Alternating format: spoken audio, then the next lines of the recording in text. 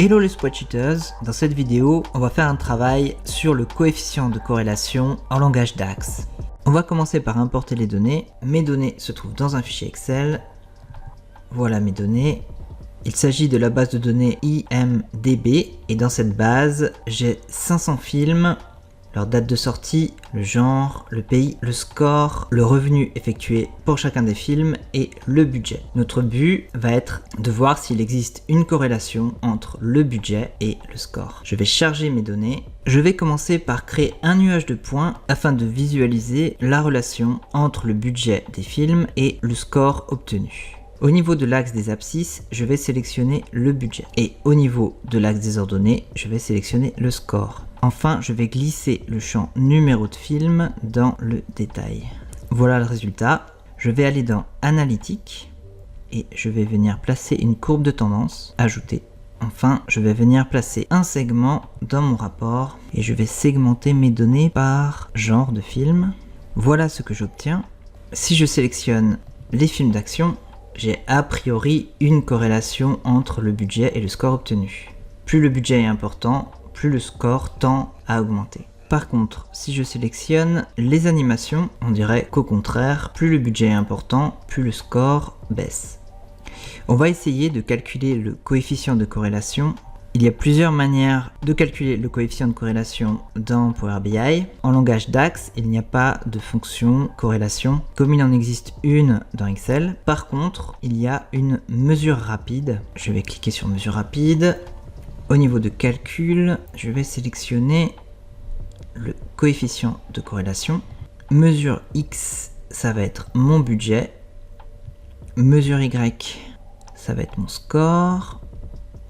Et au niveau du champ catégorie, je vais venir placer numéro de film. Ok. Power BI a généré pour moi pas mal de lignes de code en DAX. Et à vrai dire, c'est assez complexe. On va déjà voir si ça marche. J'ai ma mesure corrélation qui apparaît ici. Et si je la sélectionne, je vais sélectionner une carte. J'ai une corrélation positive de 0,21, ce qui est plutôt une corrélation faible. Si je sélectionne action, j'ai une corrélation de 0,35. Pour aventure, 0,35 aussi. Animation, là j'ai moins 0,60, donc c'est assez fort, corrélé négativement. Par contre, j'ai peu de données et si je sélectionne par exemple les films d'horreur, j'ai une corrélation faible et positive. Si j'efface mes sélections, je retourne à 0,21, corrélation faible, positive pour l'ensemble de mes films.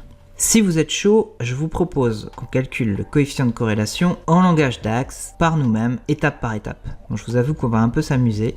Je vais créer une nouvelle page et voilà la magnifique équation du coefficient de corrélation. Je propose qu'on décompose le calcul. On va créer une mesure pour le numérateur et une deuxième mesure pour le dénominateur. Enfin, on va utiliser la fonction divide pour diviser le numérateur par le dénominateur. Nouvelle mesure. Je vais appeler ma mesure numérateur. Je vais utiliser la fonction SUMX. Ma table, en fait j'en ai qu'une. Une virgule pour passer au deuxième argument de la fonction SUMX, l'expression. On est ici, j'ouvre une parenthèse, mes x ça va être le budget, moins la moyenne de mes x, donc toujours le budget. Je ferme la parenthèse, et je ferme la parenthèse une deuxième fois, multiplié, j'ouvre une parenthèse, on passe au y, les y c'est le score, moins à nouveau la moyenne des scores. Je ferme la parenthèse une fois, deux fois, trois fois.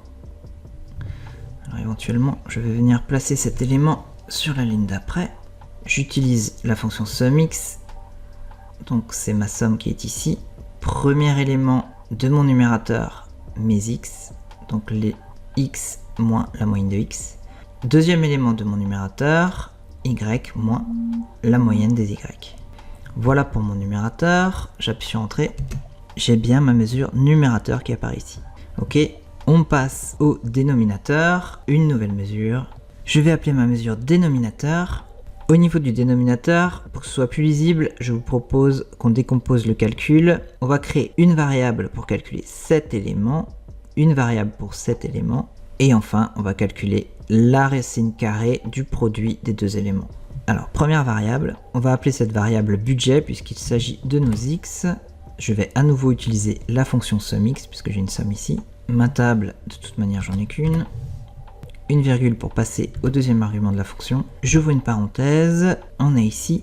Je vais appeler mes x, donc mon budget, moins, comme précédemment, la moyenne des x. Je ferme la parenthèse une fois, deux fois, et enfin, je passe le tout au carré. Je ferme encore la parenthèse. J'ai 3 parenthèses ouvrantes et 3 parenthèses fermantes. Ok.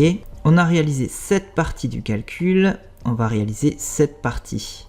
Je vais créer une nouvelle variable. Je vais appeler cette variable score. J'appelle la fonction SUMX. C'est exactement le même calcul que précédemment. Ma table, mon expression. J'ouvre une parenthèse et cette fois on va utiliser le champ score moins la moyenne des scores. Je ferme la parenthèse une fois, deux fois. À nouveau, je passe le tout au carré et je referme la parenthèse. Et pour finir, il faut qu'on fasse le produit de nos deux variables et qu'on fasse la racine carrée de ce produit. Je vais vouloir retourner la racine carrée square de ma variable budget multipliée par ma variable score. Je ferme la parenthèse et entrée. Ma mesure dénominateur apparaît ici. Dernière étape dans notre calcul, il va falloir diviser le numérateur par le dénominateur. Je vais créer une dernière mesure qui va être toute simple. Je vais l'appeler DAX corrélation pour ne pas la confondre avec la mesure rapide que nous avons créée précédemment. Et ça va simplement être divide mon numérateur, que j'ai appelé numérateur, au niveau du deuxième argument, bien entendu le dénominateur que j'ai appelé dénominateur. Ok, je ferme la parenthèse et entrée. On va voir ce que ça donne parce que c'était pas évident. Je vais appeler ma mesure, je vais afficher une carte et j'ai bien 0,21 comme j'avais précédemment 0,21. C'est tout pour cette vidéo. Dites-moi dans les commentaires si ce sujet avec des statistiques et de la data science de base dans Power BI vous intéresse. Et si c'est le cas, sachez que moi, je suis chaud pour faire un thème régression linéaire avec R et Python dans Power BI.